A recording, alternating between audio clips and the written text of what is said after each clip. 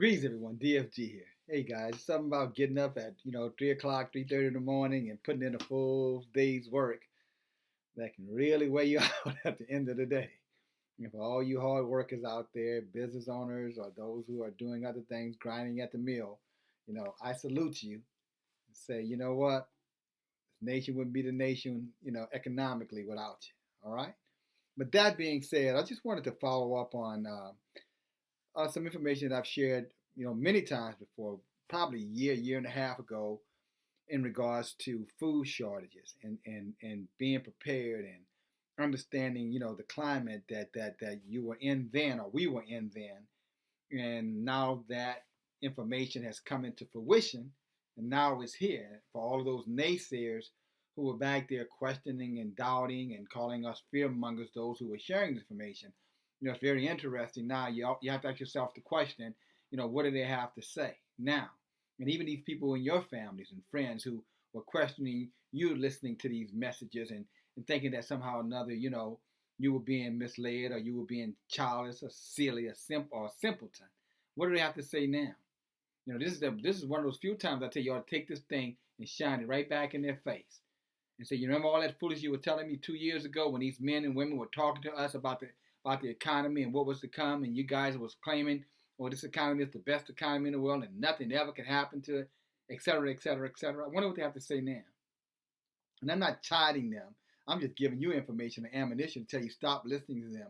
Let the word of Yah and those who are influenced by Yah, guide you so that you can, be able to appropriately, share this information. And it never fails, guys.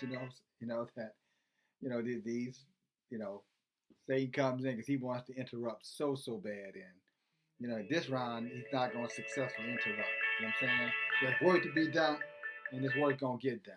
So you just bear with me. Let this thing ring for a few minutes, but we'll be all right, right? All right. So here we go, guys. This is an article that I found today that I want to share with you. And the title of this article, and it is Tyson Foods warns food supply chain is breaking. And I'm going to tie this back into the scripture for you in our book. So you definitely want to hear this out. And it's going to be real quick. I'm going to read right through this, and then I'm going to give you this, and then I'm going to let you go on about your day and continue to educate yourself so that you continue to be informed, okay? Say news feeds in April have been inundated with food supply chains disruption stories due to the coronavirus-related shutdowns. At least a third of the U.S. meatpacking facilities handling hogs have shifted offline this month. Other plants that process cows and chickens have also shuttered operations, forcing farmers to cull herds and flocks. Calling means to cut back, slow down, weed out, destroy.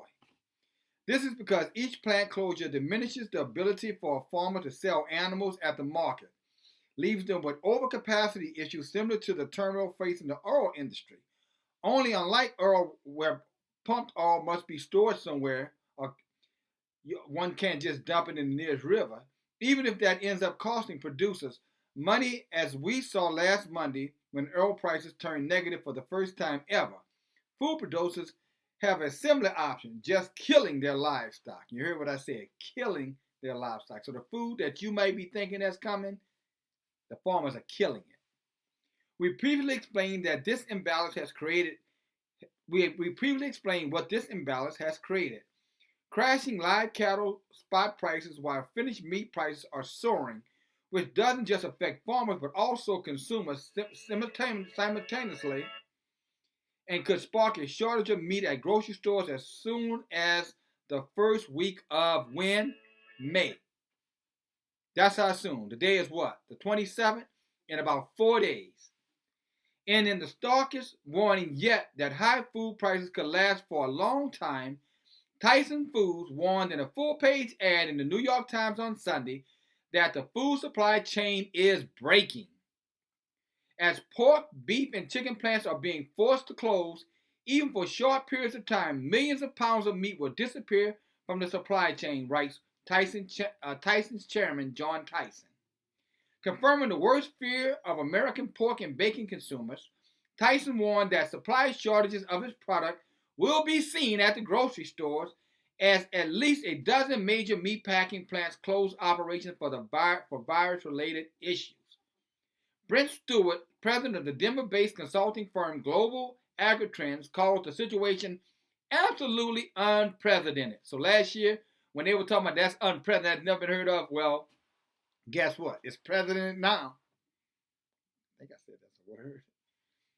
Last week, Smithfield Foods, one of the top pork producers in the world, closed another operation in Illinois. That news came directly after Hormel Foods closed two of its Jenny O turkey plants in Minnesota.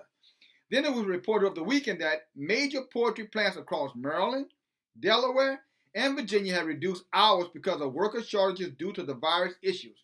And then on Sunday, JBS USA closed a large beef production facility in Wisconsin.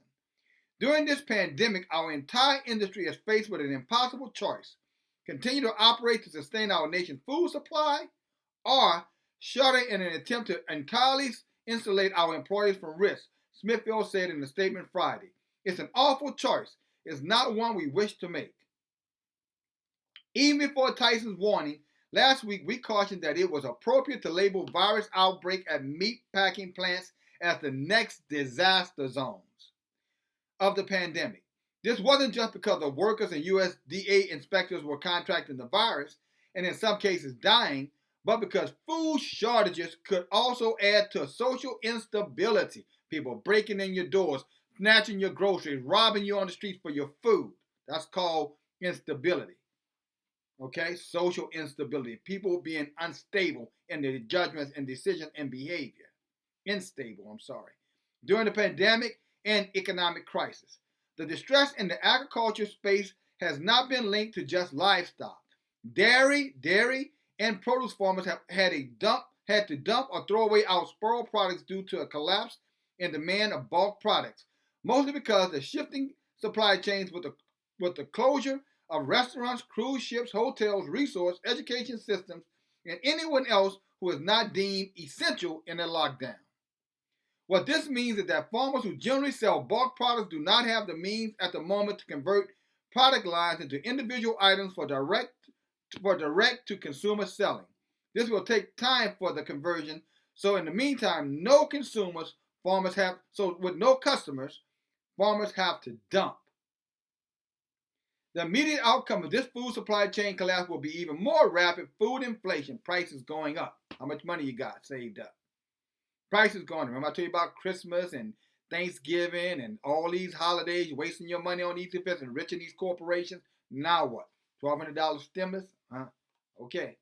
Wait on it. And when you do get it, watch how long it lasts. Anyway, going on. The immediate outcome of this food supply chain collapse will be even more rapid food inflation, hitting Americans at a time of unprecedented economic hardships, with at least 26 million people now unemployed since the pandemic struck in the U.S. Remember I told you about all the layoffs? Remember that a year or two ago?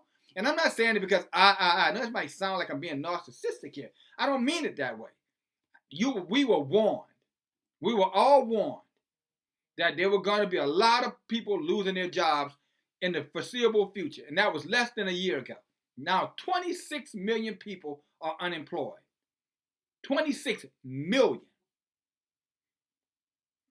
And with a sharp economic recession, if not outright depression unfolding, more Americans are ditching grocery stores for food banks. That's called hunger lines.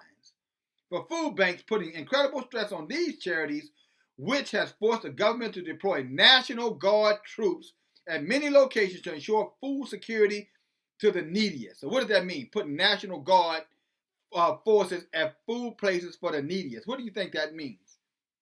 Can we talk?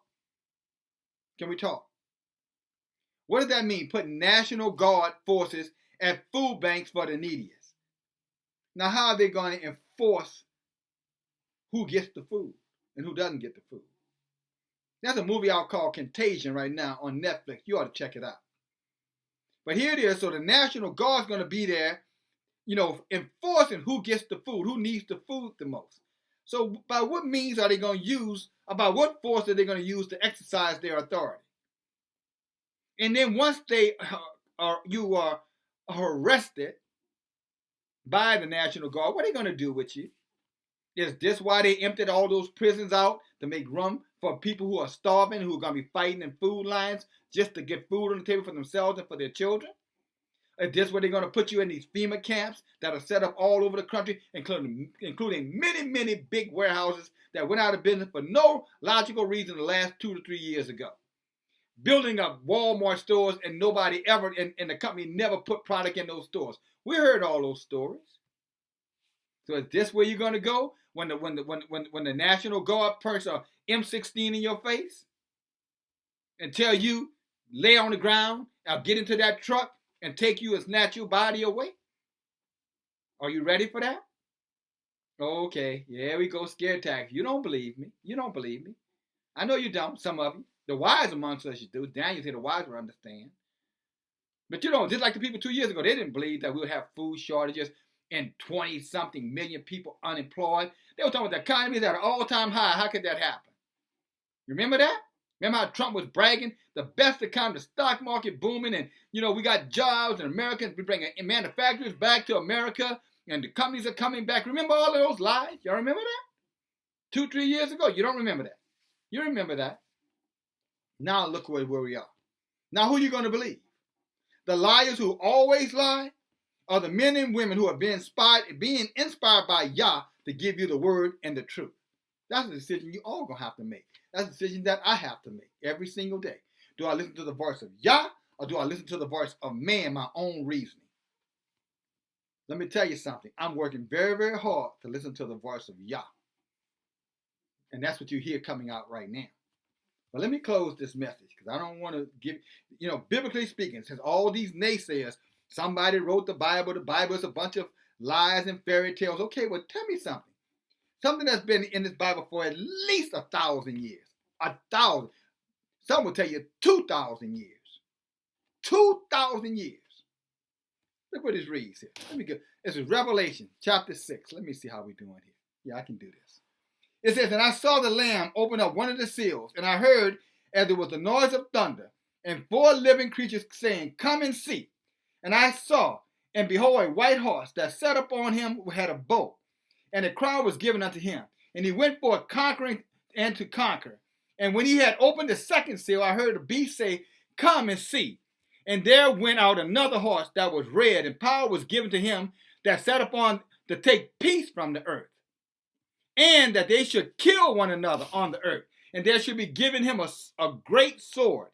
And when he had opened the third seal, I heard the third beast say, come and see. And I beheld, and lo, a black horse, and he that sat on him had a pair of balances in his hands. And I heard a voice in the midst of the 4 living creatures say, now check this out, a measure of wheat for a day's pay. Now if you make $12.50 an hour, that's $100 if you work an 8-hour day. So a measure of wheat or a loaf of bread is going to cost $100. You heard this guy talking about inflation over here just a moment ago in this article, how the prices of food would go up astronomically. Then it goes on to say 3 measures of barley for a day's pay.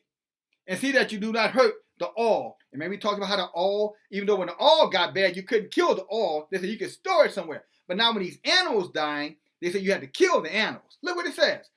Kill the inflation, don't destroy the oil because you can store that. But the things that you need like barley and wheat, that's going to be so high that most people are going to be in those food lines at those food banks. How about that? This is Bible. That's why I just read this from. The other article was from the New York Times. This is out the Bible.